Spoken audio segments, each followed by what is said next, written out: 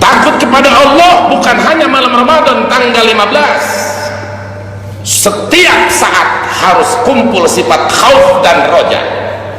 Takut kepada Allah dan selalu mengharap rahmat Allah. Sifat seorang mukmin harus seperti itu. Tapi yang jadi permasalahan bukan karena masalah ustadz-ustadz tersebut menyampaikan informasi dan memang ayah bahasa anjeunna ge semoga tidak terjadi bahasa. Tapi yang jadi masalah ente menyebarkan hadis maudhu. Ini yang jadi masalah. Allahumma salli wa sallim wa barik ala sayyidina Muhammad wa ala ali sayyidina Muhammad. Kesimpulan,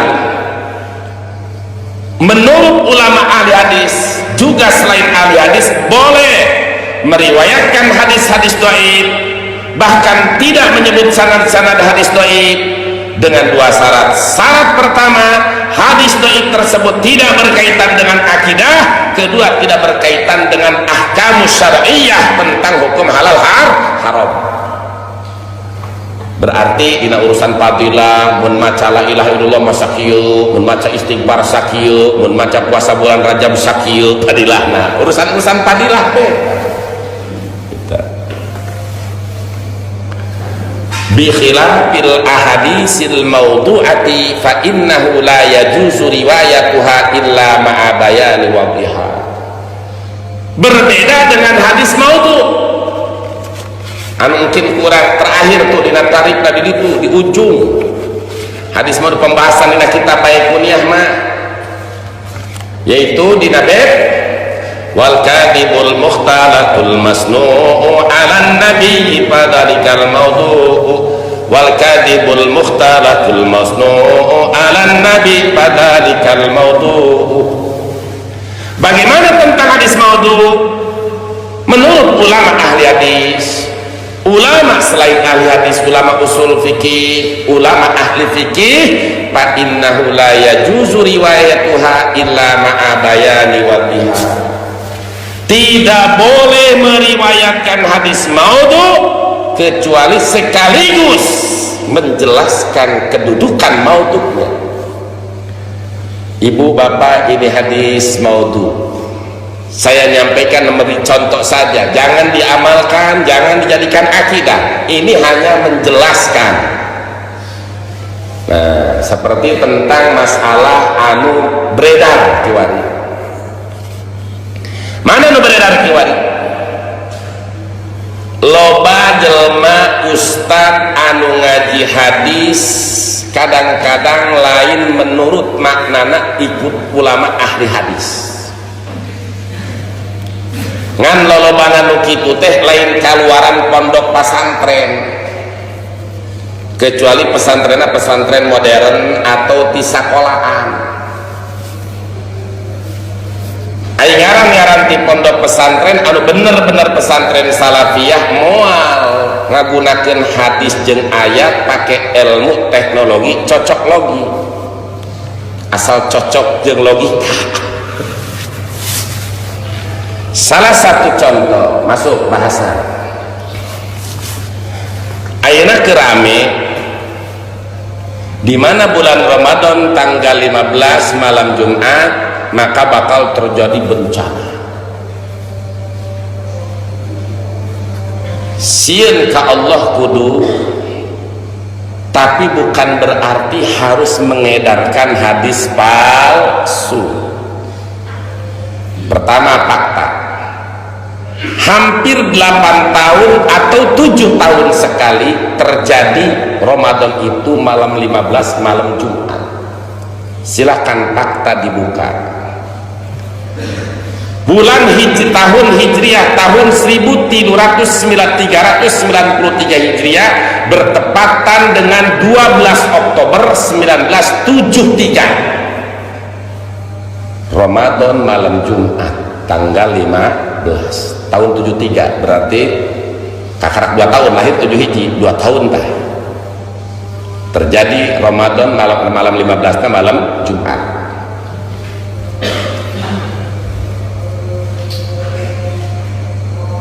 8 tahun kemudian, tepatnya tahun 1401 Hijriah, bertepatan dengan 17 Juli 1981, berarti 73 kan 81 berapa tahun? 8 tahun. Di Ramadan tahun 1401 terjadi malam 15, nah itu adalah malam Jumat. Jadi setiap awal Ramadan ke Jumat, maka otomatis 15 Ramadan malam Jumat tahun 81.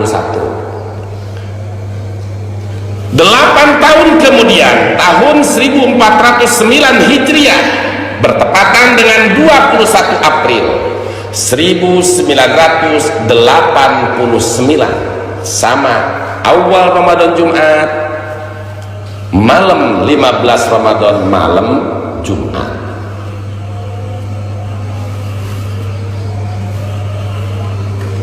Tahun 89. 4.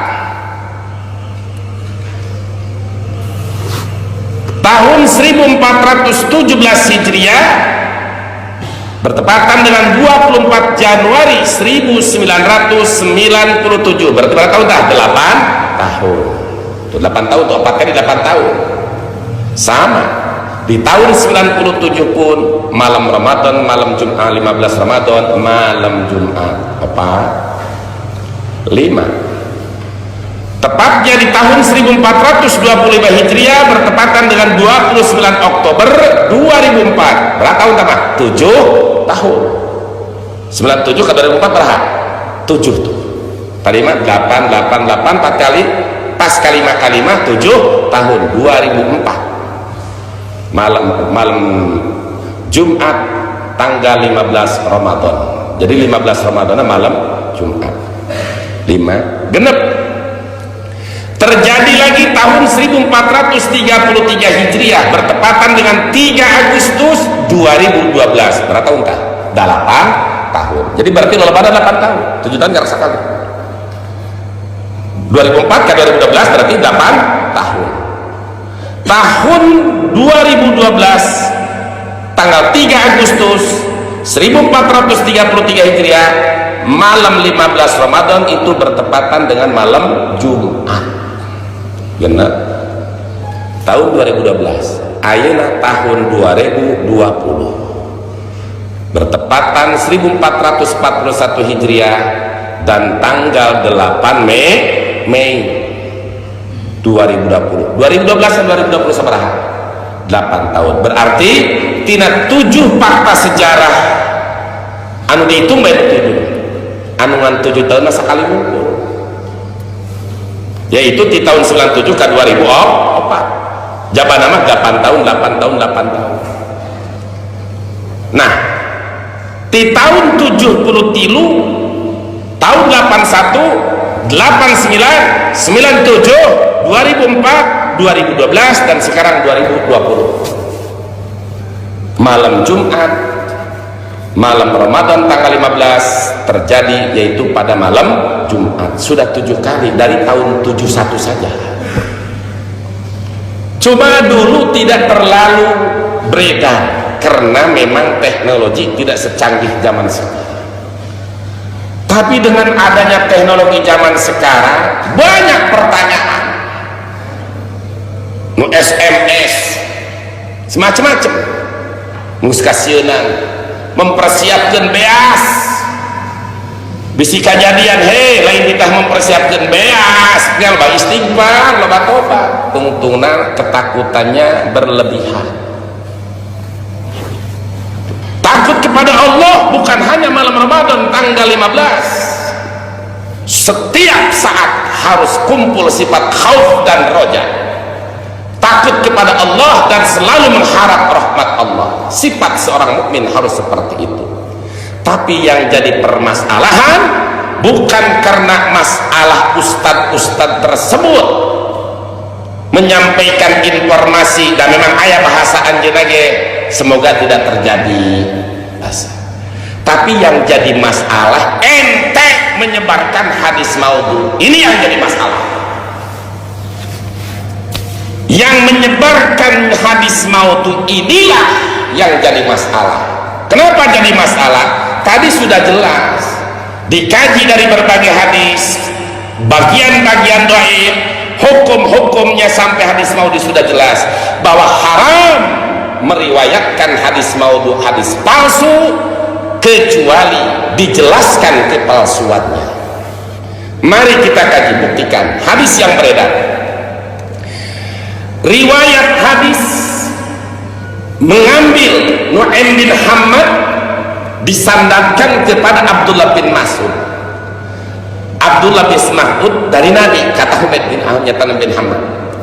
Nabi menyatakan, kata dia, idza kanat sayhatun fi ramadhan fa innahu yakunu ma'mamatun fi syawal wa tamyizul qaba'il fi dzil qa'dah wa tusbaqu dima'u fi dzil hijjah wal muharram wa ammal muharramu yaquluha salasan hayhata yuqtalun nasu fi harjan qala qulna wa ma sayatu ya Rasulullah qala haddatun bi nisbi min ramadhan lailata jum'ah fatakunu haddatun tuqidun na'im wa tuqidul qa'id wa tukhrijul awatiq min khudurihinna fi lailati jumu'atin fi sannatin kasirati zalazil fa idza salaitumul fajra min yaumil jum'ah fadkhulu buyutakum wa adriku abwabakum wa suddu quwakum wa dasiru anfusakum wa shuddu adanakum fa idza hasastum bis sayhati fakhiru lillahi sujada wa qulu subhanal quddus rabbunal quddus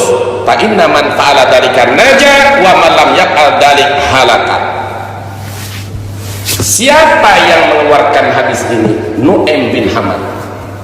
Di dalam kitabnya apa? Al-Fitan. Pertama, sebelum dijelaskan kedudukan hadis ini, artinya secara singkat, di bulan Ramadan itu akan terjadi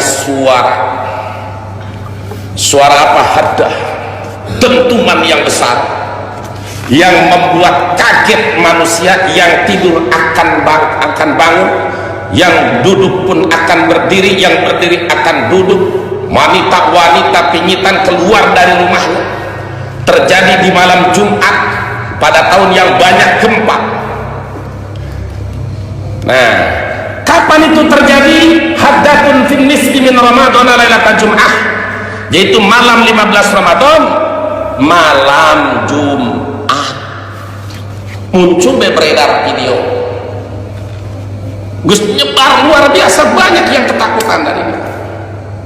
Ingat, takut kepada Allah setiap saat bagus, khauf dan roja kepada Allah bagus, tapi bukan dengan cara hadis maudhu. Yang jadi masalah hadisnya ini menyebarkan hadis palsu, haram. Kajian mustalah hadis yang benar. Jika terjadi seperti itu malam Jumat tanggal 15 Ramadan, maka akan terjadi dentuman suara yang dahsyat. Maka di mana kalian sholat Jumat? Nah, malam Jumat, berarti malam Jumat itu kalau diikuti, berarti yang ngomong begini di Arab siapa? Ya Arab, berarti waktu Arab. Namun waktu Arab malam Jumat jam 12 diurang sampai subuh jam 5. 4 jam bedanya.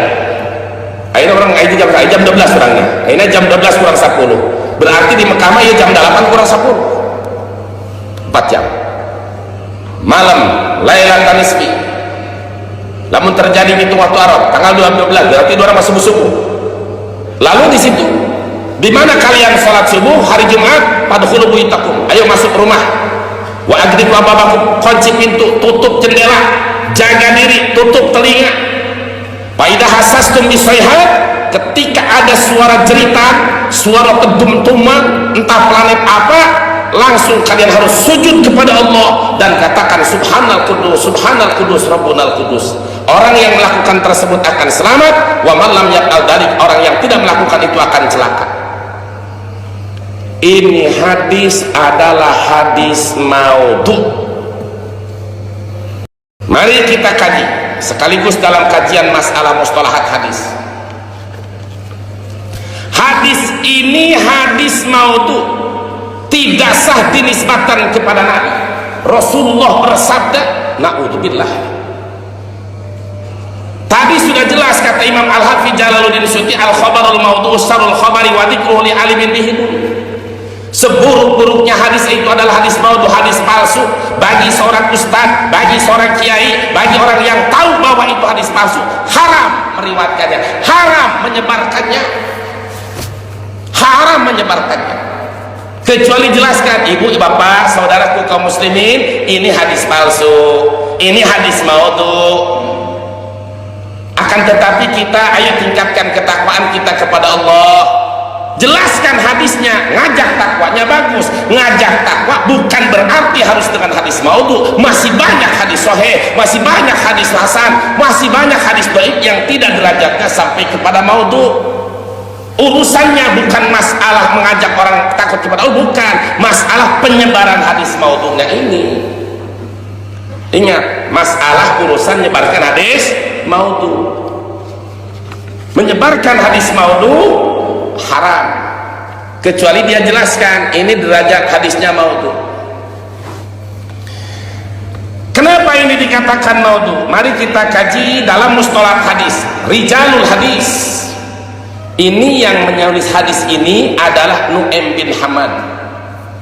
Di dalam kitab dia yang namanya kitab Al-Fitan. Siapa yang menyatakan hadis ini maudhu? Bukan orang. Al-Imam Uqaili, Imam Ibnu Jauzi, termasuk Imam Adz-Dzahabi, termasuk Imam Ibnu Hajar. Satu, hadis maudhu. Dua, fakta sejarah tadi dari mulai tahun 73 sampai 2020 geus 7 kali malam nisfu Ramadan, 15 Ramadan, malam Jumat. Fakta sejarah 7. Wacana kiai pan dia mah jelema supaya eling ke Allah, supaya bagus ngelingan ke Allah nama, tapi ulah ngagunakeun hadis maudhu. Intinya jangan menggunakan hadis maudhu. Bukan masalah tidak boleh mengajak orang, boleh kita tarjib dan tarhib kepada orang, bahkan dengan hadis dhaif sekalipun tadi sudah jelas boleh, tetapi dhaif itu tidak sampai kepada derajat hadis maudhu.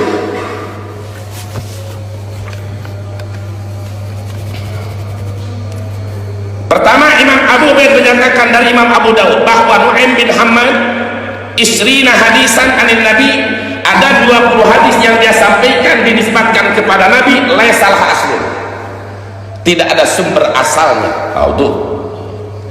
Lalu yang menyatakan bahwa Nu'aim bin Hamad ini adalah yang menyatakan membuat hadis ini di dalam kitabnya Al-Fitan, yang mengatakan bahwa ini hadis maudhu bukan kita, ulama ahli hadis. Jadi antara Imam Nasai, apa kata Imam Nasai? Laisa bisiqatin. Imam Nasai, pengarang kitab Sunan Nasai, termasuk kitab Kutubus Sittah, beliau menyatakan laisa bisiqah. Nu'aim bin Hamad bukan orang yang bisa dipercaya dalam meriwayatkan hadis. Jadi urang mah cek ulama deui nya pengalaman manehna. Kita menurut ulama yang kuat. Lalu Imam Al-Hafidh Abu Ali An-Naisaburi menyatakan sami'tu Aba Abdillah An-Nasai yadhkuru. Kata Imam Al-Hafidh Abu Ali An-Naisaburi, aku pernah mendengar Imam Abu Abdillah An-Nasai menyebut tentang nama Nu'aim bin Hamad. Apa kata Imamnya Tanasai?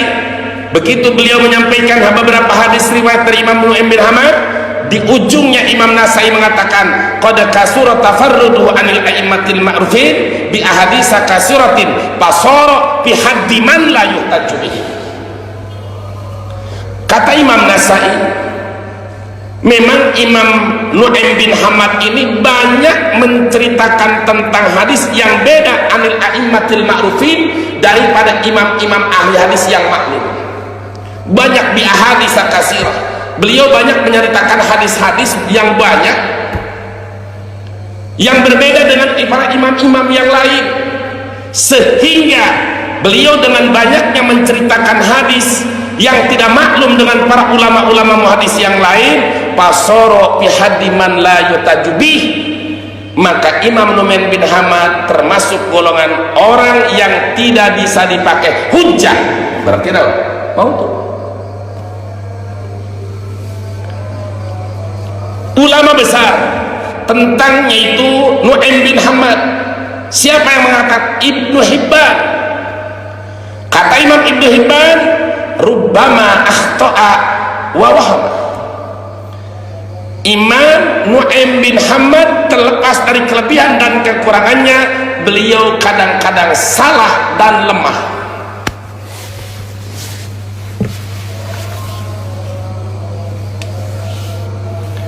Lalu mengatakan, la yajuzu li ahadin ayyutajabih, tidak boleh seseorang menjadikan hadis beliau yang dikarang di dalam kitab Al-Fitan. Di dalam kitab Al-Fitan itu memang bi'ajaib wa manakir. Kitab Al-Fitan itu menjelaskan hadisnya memang ajib-ajib, antik-antik, munkar-munkar, beda dengan yang lain. Memang orang Indonesia sukanya yang ajib-ajib, antik-antik. Sudah dibahas oleh ulama muhaddisin terdahulu.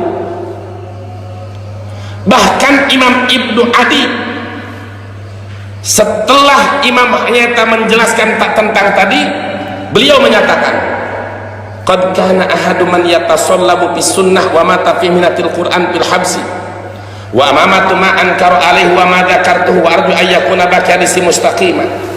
Termasuk hadis tadi adalah hadis maudhu, dan semoga hadis beliau yang lain adalah masih lurus. Beliau memang wafat di penjara pada zaman yaitu masalah fitnah hukum Al-Quran makhluk. Beliau tetap tidak mau menyatakan Al-Quran makhluk. Bagus, didinya nama hebat, luar biasa. Sampai beliau mati di dalam penjara pada tahun 229 Hijriah. Wa mata fi sanati tisi wa isrina mi'ah wa usu ayyun fana fi quyudi. Beliau nyata ditangkap oleh penguasa pada saat itu, yaitu zaman fitnah, orang yang harus mengatakan Al-Quran makhluk, yaitu di zaman Imam Ahmad bin Hambal juga, satu zaman satu kurun. Jadi wafat beliau ditangkap gara-gara tidak menyatakan Al-Quran itu bagus, dalam prinsipnya bagus, dalam itunya bagus. Lalu beliau di penjara sampai wafat di penjara tahun 229 Hijriah.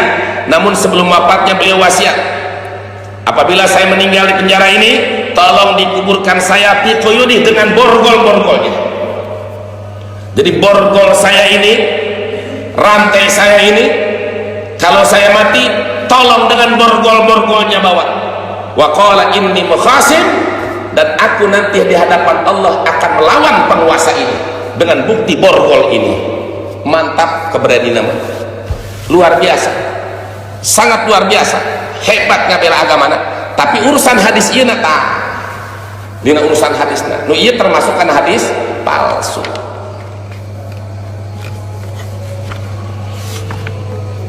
Jadi hati-hati. Masih banyaklah ayeuna orang dikaji di urang, Bukhari diaji, Sahih Muslim diaji, At-Tirmidzi diaji, Nasai diaji, Ibnu Majah diaji, terus sampai Riyadhus Shalihin anu leutik-leutikna tukilan-tukilanana diaji. Ketika hadis itu tidak jelas, kurang hati-hati, geus ngaji mustalahat masih banyak deh. Minimal hadis itu dhaif, lamun geus munkar mau ngestop. Sebatas tahu, jangan dipakai dakwah. Memangnya ge antik-antik ya hadis begitu mah. Hati-hati. Jadi masalah, kembali kepada masalah tentang penyebaran hadis-hadis ini, Ustadz, para ulama, para kiai bagus mengingatkan umat supaya takwa kepada Allah, supaya selalu mengharap Allahnya ridha Allah, supaya takut kepada adab Allah, bagus. Tapi yang jadi masalah, ente menggunakan hadis maudhu, disebarkan ini hadis maudhu, termasuk haram meriwayatkan hadis maudhu kecuali jelaskan bahwa ini maudhu, ini adalah palsu. Kita gunakan takwa kepada Allah dengan hadis-hadis yang sahih, hadis-hadis yang hasan. Kalau berfatwa tetap itu dua hadis. Kalau untuk fadilah silahkan hadis dhaif, tapi tidak sampai kepada masuk hadis maudhu. Lalu bagaimana sikap kita? Waspada itu bagus. Ingat, oh malam Jumat isukan ya tanggal barai tinggal teruputih ayeuna malam non, malam Selasa, malam Rebo, malam Kamis, malam Jumat. Ayeuna geus kumpul biasa segala cenah ge 40 peuting cenah urang neangan biasa cenah 40 deka. Lain bekal nu kitu anu diutamakeun, bekal takwa ka Allah. Mun sia tukang dosa geura loba istighfar ka Allah, mun tara puasa geura puasa, mun telok tarawih sing rajin tarawih. Bagus mengingatkannya, bagus. Ingat, jangan sampai salah pandang. Saya tidak menentang informasi Anda tentang ini, tapi saya tentang tentang Anda menyebarkan hadis palsu untuk mengajak umat. Banyak hadis yang sahih, banyak hadis yang hasan, banyak hadis yang dhaif sekalipun, tapi tidak sampai kepada derajat hadis maudhu, hadis palsu, yang mana para ulama pembesar, Imam Nawawi, Ibnu Hajar Al-Asqalani, Imam Jalalain Suyuti, semua ulama ahli hadis menyatakan haram meriwayatkan hadis maudhu alias hadis palsu, kecuali menjelaskan tentang kepalsuannya. Oh, ini saudara hadis palsu, yang tadi saya jelaskan itu hadis palsu. Adapun kita untuk meningkatkan kewaspadaan kita, meningkatkan ketakwaan kita, masih banyak dari ayat hadis-hadis yang lain. Ini hanya sebatas ilmiah, ini hanya sebatas ilmu saja, tapi jangan sampai dijadikan keyakinan. Boleh kalau seperti itu, jangan coba-coba membuat hadis sorangan komo zaman kiwari.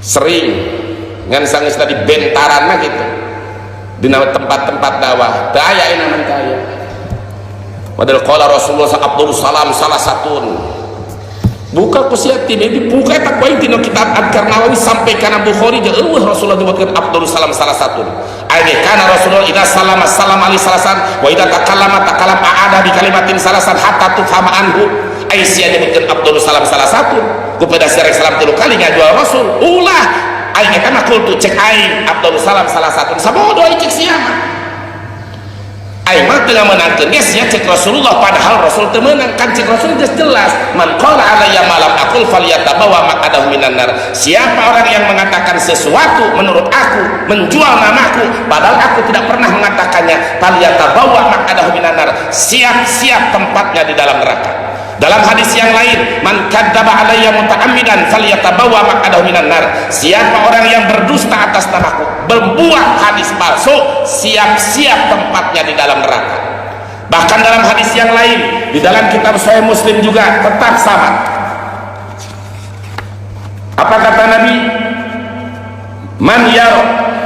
Man haddasa anni bihadisin yura annahu kadibun fa huwa kadibay. Siapa orang yang menceritakan satu hadis dariku padahal dia tahu hadis itu bukan dariku, hadis itu palsu, dia tahu itu hadis palsu, lalu dia riwayatkan, dia sebarkan, bahwa ahadul kadibain, maka dia yang menyebarkan salah satu di antara dua pendusta. Satu pendusta yang membuat, kedua lu yang meriwayatkannya. Diancam ku Nabi. Hati-hati dengan hadis maut itu. Keras ulama ahli mustalah hadis. Dari mulai Imam Bukhari sampai Imam Nawawi sampai Imam Jalaluddin Suyuti, jelas Imam Jalaluddin Suyuti menyampaikan al-khabarul maudhu' syarrul khabari wa dzikruhu li alimin bihudud. Hati-hati santri al-futuhiyah. Loba keneh kitab anu jelas hadis sahihna, hasana, dhaifna, campuranana, tapi ulah sampaikan ka sampai derajat maudhu'. Nitip ulah sampai ka derajat hadis maudhu'. Oh, hadis maudhu memang antik-antik, beda-beda dari yang lain, ajaib-ajaib. Ulah gitu. Masih banyak hadis selain itu. Kenapa? Diancam. Selain daripada ulama, memang Rasul menyatakan orang yang membuat hadis palsu itu malam akul falyatabawa maq'adahu minan nar. Siap-siap beteungna sing kandel jeung na neraka. Naudzubillah summa naudzubillah min dzalik. Wa qala al-Imam an-Nawawi rahimahullah, lalu Imam Nawawi menyampaikan, dan Imam Nawawi pun bukan atas dasar pemikiran pribadi, beliau juga mengambil qala al-ulama minal muhaddisina wal fuqaha. Ulama sekali berimam Nawawi, ulama sehebat Imam Nawawi, ulama yang tinggi ilmunya seperti Imam Nawawi, masih tetap beliau juga taklid tentang mentangis ahli. Langsung itimat tidak. Apa kata Imam Nawawi? Qala ulama minal muhaddisina wal fuqaha. Para ulama ahli hadis, para ulama ahli fikih menyatakan yajuzu wa yustahabbul amalu fil fadail wa targhib wa tarhib bil hadis dhaif.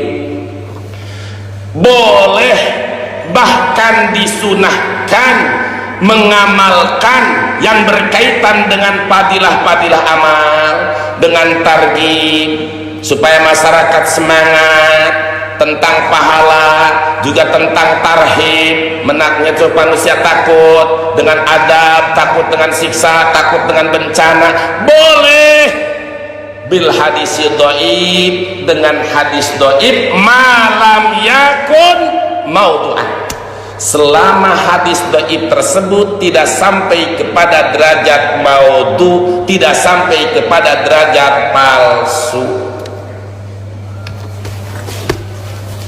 Apabila sudah jatuh kepada palsu seperti tadi, menurut para ulama hadis itu palsu, maudhu, jelas itu hukumnya haram meriwayatkannya, kecuali dijelaskan pula. Saudara, sudah saya jelaskan, saya simpulkan hadis ini palsu. Tidak boleh dijadikan keyakinan, tidak boleh dijadikan akidah. Sebatas ilmiah pengalaman boleh, tapi jangan dijadikan keyakinan. Apalagi ketakutan yang berlebihan, berbahaya. Lalu Imam Nawawi menjelaskan, wa ammal ahkamu kal halal wal haram wal bai' wal nikah wal talaq wa ghairi dzalik fala yu'maru fiha illa bil hadisi sahihi awil hasan.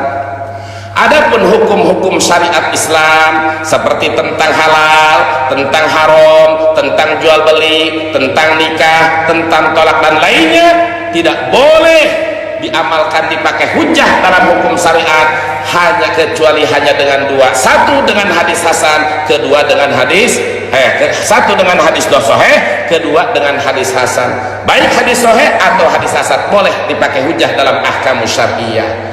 Juga Imam Nawawi menyatakan illa ayyakuna fi ihtiyatin fi syai'in min dalik, kecuali dalam situasi kondisi kita kehati-hatian saja, seperti umpama ada hadis dhaif bikarohati ba'dil buyu, hadisnya dhaif memakruhkan sebagian jual beli macam ini, tidak boleh, makruh. Atau sebagian hadis dhaif menjelaskan tentang wanita-wanita yang makruh dinikah seperti ini, sekalipun itu hadis dhaif, kalau tidak sampai kepada derajat maudhu, fa innal mustahabba ayyatanazzaha anhu walakin la yajib, maka disunahkan kita harus berlepas diri, kita harus bersih dari melakukan jual beli yang dimakruhkan atau pernikahan yang dimakruhkan, akan tetapi tidak wajib kita harus melepaskan diri, tidak wajib, hanya sunnah saja, karena hanya kehati-hatian. Lalu Imam Nawawi menjelaskan, i'lam annahu yang bagi liman balaghahu syai'un bi fadhailil a'mali ayya'mala bihi walau maratan wahidatan yakuna min ahli. Bagi seseorang yang sampai kepadanya tentang keistimewaan fadilah-fadilah amal, misal kita tahu hadis tentang fadilah amal tarawih, kita tahu tentang hadis fadilah amal tentang yaitu tasbih di bulan Ramadan, atau tentang keistimewaan sholat duha, bukan dari hadis sahih, bukan hadis dhaif, silahkan ayyak malabi, kita amalkan walau maratan wahidatan, sekalipun hanya satu kali mengamalkan. Kenapa? Liyakuna min ahli, supaya kita bagian daripada orang yang telah mengamalkan hadis. Selama itu hadis-hadis dhaif tidak jatuh kepada munkar, tidak jatuh kepada maudhu. Bahkan kata Imam Nawawi, wala yang bagi ayatul qaumat, tidak sebatasnya untuk ditinggalkan. Jadi kalau ada hadis dhaif cerita tentang fadilatul a'mal, silahkan dilaksanakan dan tidak pantas untuk kita tinggalkan, supaya baliyati bima tayassara minhu, balikanlah kita lakukan apa yang kita mampu. Misal fadilah puasa bulan Rajab, fadilah puasa bulan Syaban, fadilah puasa Muharram, hadisnya apa hadis dhaif, silahkan kalau itu baca hadis-hadis dhaif. Padahal hadis sahih banyak, hadis hasan banyak, cuma memang kalau hadis hasan, hadis sahih kurang empuk ganjaranna gitu, kurang empuk ganjaranna, beda jeung hadis dhaif.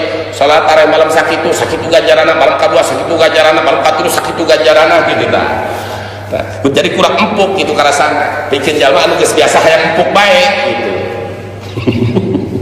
Tapi jalma anu geus biasa mah ibadah salat ngarakeun pahala, da urang salat geus biasa sugan nek salat hayang pahala henteu, sugan hayang nyata hayang siksa dah, sieun kana siksa henteu da geus biasa teh ya. Mun keur leutik mah heueuh, pertama hayang kalem ku bapa, lebaran sugan panglikeun BHS. Aing geus biasa mah kieu aja sugan, aing salat isya lah sok sieun ka aing ka neraka henteu. Sholat isya kena memang orang kewajiban orang sebagai makhluk ibadah ke Allah, diwajibkan ke Allah. Urusan pahala silahkan urusan Allah, urusan siksa silahkan urusan Allah. Orang melaksanakan kewajiban ka Gusti Allah geus biasa. Nah, bagi jalma anu hayang ngamalna kena padilah empuk bae ganjaranna. Kumaha ka santri nyampeikeunana silahkan ku hadis dhaif oge teu naon. Ngan luma amanat ulah sampai dhaifna terjerumus sampai kana hadis mau eta bae titip amanat. Sebab lamun geus terjerumus kana hadis maudhu ku sia diriwayatkeunana lain menang ganjaran sia ngajina menang doraka. Sebab haram ngariwayatkeun hadis maudhu kecuali dijelaskeun kemaudhuanana. Cek Imam Nawawi baliyati bima tayassara minhu, laksanakan anu mudah bae anu kira-kira gampang bisa ngalaksanakeunana karena berdasarkan hadis anu sepakat kana sahihna hadis idza amartukum bi amrin fa'tu minhu mastata'tum. Jika aku merintahkan kepada kalian dengan suatu perintah, silahkan laksanakan selama kalian mampu, supaya orang asup karena jalma anu ngamalkeun karena hadis Nabi. Misalul hadis dhaif ma akhrajahu Tirmidzi min tariqi Hakimil Asram an Abi Tamimat al-Hujaimi. Contoh hadis dhaif. Itu hadis dhaif tadi, setiap hadis anu derajatnya para rawi hadisnya henteu kasipatan ku sifat hadis sahih, teu kasipatan ku sifat hadis hasan, yakni teu cukup syarat anu 5. Contoh hadis dhaif, hadis nu diriwayatkeun ku Imam Tirmidzi dari perjalanan Imam Hakim Al-Asram. Sumber hadis di Abi Hurairah di Kangjeng Nabi Muhammad sallallahu alaihi wasallam, Rasul bersabda, "Man ata haidon au imra'atan fi duburiha au kahinan faqad kafara bima unzila ala Muhammadin." Pertama, saha jalma cek hadisnya, saha jalma anu ngajima ka pamajikanna keur haid, maka eta jalma berarti telah kafir kepada hukum yang diturunkan kepada Nabi Muhammad. Berarti lamun ngajima ka pamajikan keur haid kafir hukumna. Hiji tah bahaya kan? Kayak orang surah keuna makna baheula. 2, di mana ngajima pamajikan kana dina duburna paranting isingna, maka berarti eta jalma jatuh kana kafir. 3, sajalma datang ka dukun faqad kafara, maka eta kafir. Lamun ia hadis dipahami secara tekstual tanpa dikait dengan hadis-hadis yang lain, bahaya. Salaki ngajima ka pamajikan di lockdown di Jakarta teu meunang balik, lebaran teu bisa balik, tanggal 20 Rosawal kakarak balik, fono jeung pamajikan balik ka imah pamajikanna keur haid, dijima bae kafir, bahaya. Maksudna ya takwil, man ataha idon saha jalma ngajima pamajikan anu keur haid nekadkeun kana halalna, nekadkeun kana halalna pamajikan keur haid dijima, maka jatuh kana kafir. Kenapa? Karena dia telah menghalalkan yang diharamkan. Ditakwil. Tapi lamun manehna jima ka pamajikanna keur haid nekadkeun kana haram ngan aing geus teu kuat, berarti jatuh karena dosa, henteu jatuh karena kafir. Jadi ditawil dengan hadis yang lain. Atau man ata imra'atan fi duburiha, sahaja mangajima dumur pamajikan nekadkeun kana halalna, jatuh kafir ya kaharti tamat, sebab dia telah menghalalkan yang telah diharamkan, istihlal. Nah, apalagi lapan kahinan di dalam kitab hadis yang lain, Irsadul Ibad, apalagi di dalam kitab itu kitab tafsir Ibnu Katsir, ketika menjelaskan tentang ayat in kuntum fi raibin mimma nazzalna ala abdina, Imam Ibnu Katsir menyampaikan man ata kahinan, dalam riwayat yang man ata kahinan aw arafan fasaddaqa bima yaqulu faqad kafara bima unzila. Siapa orang yang datang kepada dukun, siapa orang yang datang kepada arab, tukang junubade, tukang nyata ramal, maka dia jatuh kafir. Maksudnya apa? Man ata kahinan aw arafan, siapa orang yang datang kepada dukun, siapa orang yang datang kepada paranormal, datang kepada peramal, lalu dia percaya dengan omongan peramal itu, maka dia jatuh kepada kafir. Maksudnya dia menghalalkan yang diharamkan. ai eta mah datang ka dukun ku sebab teu kawawa aing ka kiai eueuh aya dukun bae di daerah aing mah percaya kana omongan geringna sia tiru yukirai sia kamari ngoren gitu. Percaya karena omongan dukun eta cek Imam Ibnu Katsir berarti jelma eta percaya karena omongan dukun kitu telah jatuh kepada kafir. Kalau dia datang kepada dukun, datang kepada paranormal, cuma sekadar datang minta syariat ai percaya mah henteu, maka salatna 40 poe sorpan wala adan sunnah jeung farduna teu ditarima ku Allah Subhanahu wa taala. Nah, jadi hadis ieu cek Imam Tirmidzi pun menyatakan wa dha'afa Muhammad. Jadi Imam Tirmidzi menukil kaul guruna cek Imam Tirmidzi wa dha'afa Muhammadun, Imam Muhammad telah mendhaifkan hadis ini. Siapa Muhammad di situ? Ternyata Muhammad di situ adalah Imam Bukhari. Memang Imam Tirmidzi di dalam sanadnya pun sekali haddatsana Muhammadun. Entah disebutkan Al-Bukhari. Haddatsana Muhammadun. Itu. Nah, Muhammad ini adalah Muhammad Bukhari. Ayonya Muhammad Al-Bukhari.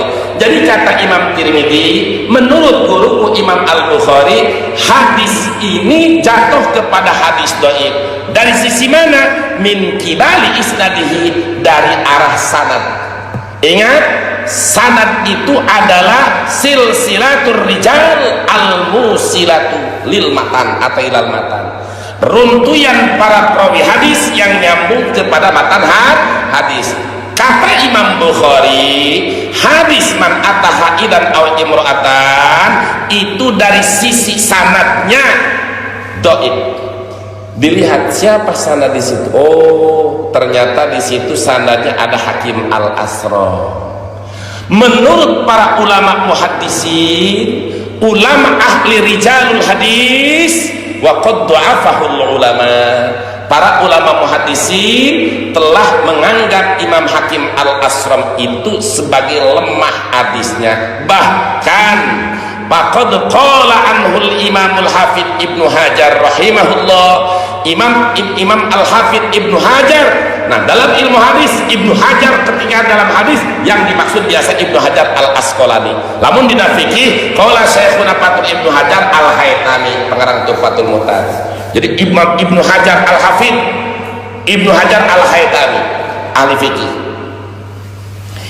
Imam Al-Hafidz Ibnu Hajar Al-Asqalani sahibu Fathil Bukhari, beliau mencatatkan di dalam kitabnya Taqribut Tahdhib, apa kata beliau? Fihi layin. Hadis tadi diriwayatkan dari perjalanan Hakim Al-Asram, yang mana Hakim Al-Asram itu fihi layinun, lemah. Itu sopan. Sebab supaya ulama masuk karena gibah, lemah, ilmu jarhi wa ta'dil, lemah, lain lah. Lamun ngaji mustalah hadis fihi ikut tetap ing dalam ia hakim layinun utai lemah lembut. Jadi ki hakim teh ibu bapak ulama anu lemah lembut polongo. Maksud bihi layinun, Imam Hakim Al-Asram itu derajat hadisnya lemah. Oleh karena itu tidak bisa hadis tadi dipakai ketetapan hukum.